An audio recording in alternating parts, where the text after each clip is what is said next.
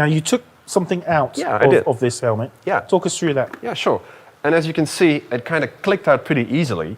Why is that? Well, we are human beings, so meaning if we are working, we're going to build up a sweat everywhere, but also on top of our skull. It's a pretty greasy skin on our skull. Yeah. So that goes into the helmet. Not into the helmet, but what we call this kind of padding system. This kind of padding system will allow this helmet to sit really comfortable on your scalp, simply because you have a lot of contact points. It needs to be really soft, but it is material. It can be washed, but before it's washed, it can be taken out really easily.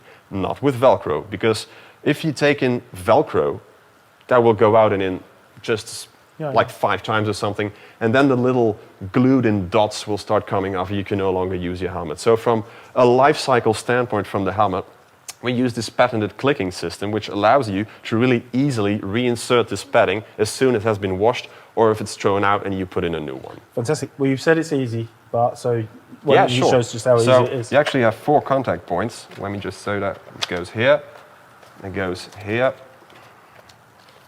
Now you're holding it yourself. Here you go. We take the back. So I think I'm achieving this under half a minute. As you can see, it looks brand new.